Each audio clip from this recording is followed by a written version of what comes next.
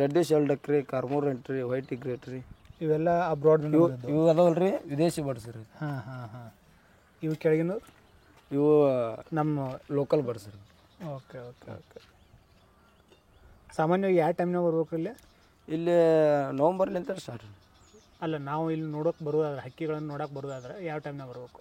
ಇದೇ ಟೈಮ್ ಒಳ್ಳೇದು ರೀ. ಈ ತಿಂಗಳು ಅಂದರೆ ಬೆಳಗ್ಗೆ ಎಷ್ಟು ಗಂಟೆಗೆ? ಬೆಳಗ್ಗೆ 5:00 ಬಂದ್ಬೇಕು. ಇದೆ ಸಂಜೆ 5:00 ಭಾರಿ ಚಲೋ ರೀ. ಬೆಳಗ್ಗೆ ಐತಿಲ್ಲ ರೀ 8:00 ಬಂದ್ಬಿಟ್ರೆ ರೀ ಲ್ಯಾಂಡಿಂಗ್ ಪೂರ ಚೆನ್ನಾಗೈತಿ. 8:00? ಹ್ಞೂ ರೀ. ಯಾವ್ದಾರ ಟೈಮ್ ಕ್ಲೋಸ್ ಇರುತ್ತೆ? ಕ್ಲೋಸ್ 6:00 ಕ್ಲೋಸ್ ರೀ. ಅಲ್ಲಿ ಯಾವ್ದಾರ ಡೇ ಸೋಮವಾರ ಮಂಗಳವಾರ ಬುಧವಾರ ಹಿಂಗೇನ್ರಿ? ಯಾವುದೂ ಇಲ್ಲ ರೀ. ಯಾವುದೂ ಕ್ಲೋಸ್ ಇಲ್ಲ? ಯಾವುದು ಕ್ಲೋಸ್. ಸಂಡೇ ಬಂದರೂ ಹೊಲ ಓಪನ್ ಇರುತ್ತೆ? ಓಪನ್ ಇರುತ್ತೆ ರೀ, ಕಂಟಿನ್ಯೂ ಓಪನ್ ಆಗುತ್ತೆ. ಓಕೆ. ಎಲ್ಲಿಂದ ಬರ್ತಾವ್ರಿ ಈ ಹಕ್ಕಿವು? ಇದು ಮಂಗೋಲಿ ಅಂತ ಬರ್ತೈತೆ. ಮಂಗೋಲಿ, ಸೈಬೇರಿಯಾ ಅಲ್ಲಿಂದ ಬರ್ತದೆ. ಇದು ಹಿಮಾಲಯ ಪರ್ವತ ದಾಟಿ ಬರ್ತೈತೆ. ಹಿಮಾಲಯ ಪರ್ವತ ದಾಟಿ ಬರ್ತೈತಲ್ಲ ರೀ.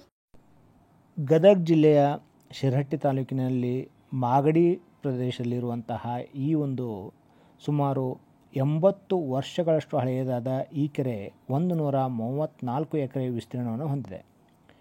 ಈ ಕೆರೆಯನ್ನು ಸಂರಕ್ಷಣಾ ಪ್ರದೇಶ ಅಂತ 2013ರಲ್ಲಿ ಈ ಕೆರೆಯನ್ನು ಸಂರಕ್ಷಣಾ ಮೀಸಲು ಎಂದು ಘೋಷಿಸಲಾಗಿದೆ. ಈ ಒಂದು ಕೆರೆಗೆ ಸುಮಾರು 130 ತೆರನಾದಂತಹ ವಿವಿಧ ಪಕ್ಷಿ ಪ್ರಭೇದಗಳು ಪ್ರತಿ ವರ್ಷ ಇಲ್ಲಿಗೆ ಬರುತ್ತವೆ. ಈ ತೆರನಾಗಿ ಸುಮಾರು ಕೊನೆಯ 25 ವರ್ಷಗಳಿಂದ ಇಲ್ಲಿ ವಿದೇಶದಿಂದ ಪಕ್ಷಿಗಳು ಸೀಸ್ನಲ್ ಆಗಿ ವಲಸೆಯಾಗಿ ಬರ್ತವೆ. ಇಲ್ಲಿ ಅಳಿವಿನಂಚಿನಲ್ಲಿರುವ 26 ಪಕ್ಷಿ ಪ್ರಭೇದಗಳ ಪೈಕಿ 3 ಪಕ್ಷಿ ಪ್ರಭೇದಗಳು ಅಂದರೆ ಯುರೇಸಿಯನ್ ಸ್ಪೂನ್ಬಿಲ್ಲು, ಕೋಮ್ ಡಕ್ಕು, ಪೆರೆಜಿಯನ್ ಫಾಲ್ಕೋನು ಇವು ಸಹಿತ ಈ ಕೆರೆಗೆ ಭೇಟಿ ಕೊಡುತ್ತದೆ. ಅಂದರೆ ವಿರಳಾತಿ ವಿರಳ ಪಕ್ಷಿಗಳು ಸಹಿತ ಇಲ್ಲಿ ಬರ್ತಾ ಇದ್ದಾವೆ. ಇಲ್ಲಿ ಅತ್ಯಂತ ಹೆಚ್ಚಿಗೆ ಪ್ರಮಾಣದಲ್ಲಿ ನೋಡ್ಲಿಕ್ಕೆ ಸಿಗೋದು ಅಂದರೆ ಬಾರ್ ಹೆಡೆಡ್ ಗೂಸ್ ಅಂತಲೇ ಹೇಳ್ತೇವೆ. ಇದು ಬಾರ್ ಹೆಡೆಡ್ ಗೂಸು ಇಲ್ಲಿ ನಮಗೆ ಸುಮಾರು 4,000ರಿಂದ 5,000 ಹಕ್ಕಿಗಳು ಇಲ್ಲಿ ನಮಗೆ ನೋಡ್ಲಿಕ್ಕೆ ಸಿಗುತ್ತೆ. ವೀಕ್ಷಣೆಗಾಗಿ ಬಂದಂತಹ ಪ್ರವಾಸಿಗರಿಗೆ ಅರಣ್ಯ ಸಂರಕ್ಷಣಾ ಇಲಾಖೆಯ ವತಿಯಿಂದ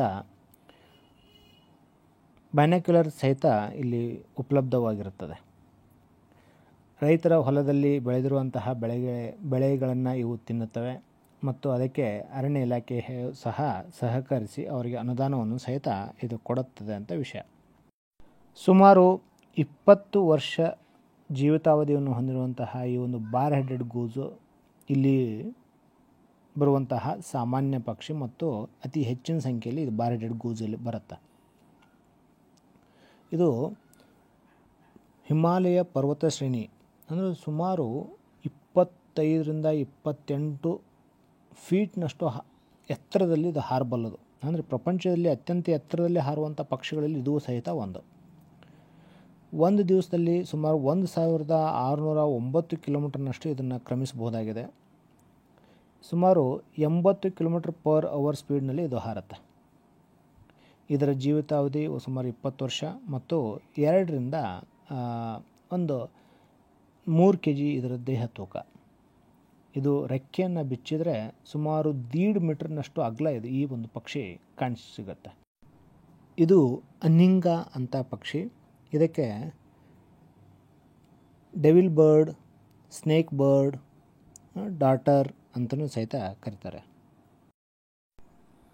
ಇದು ಜಂಗಲ್ ಬ್ಯಾಬ್ಲರ್ ಅಂತಲೇ ಕರೀತಾರೆ. ಜಂಗಲ್ ಬ್ಯಾಬ್ಲರ್ ಅನ್ನೋ ಪಕ್ಷಿ ಇದು. ಇದು ರೆಡ್ ನೇಪ್ಡ್ ಐಬಿಸ್, ಇಂಡಿಯನ್ ಬ್ಲ್ಯಾಕ್ ಐಬಿಸ್ ಅಂತಲೂ ಕರೀತಾರೆ. ತದನಂತರ ಬರೋದು ಏಸಿಯನ್ ಓಪನ್ ಬಿಲ್ ಅಂತ, ಏಸಿಯನ್ ಓಪನ್ ಬಿಲ್ ಸ್ಟಾಕ್ ಅಂತಲೂ ಕರೀತಾರೆ. ಸೊ ಇವೆಲ್ಲ ಇನ್ನಿತರೆ ಸಾಕಷ್ಟು ಪ್ರಭೇದದ ಹಕ್ಕಿಗಳು ನಮಗಿಲ್ಲೇ ನೋಡಲಿಕ್ಕೆ ಸಿಗತ್ತೆ. ತುಂಬಾ ವಿರಳವಾಗಿರುವಂತಹ ಹಕ್ಕಿಯನ್ನು ಸಹಿತ ನಾವಿಲ್ಲಿ ನೋಡಬಹುದು.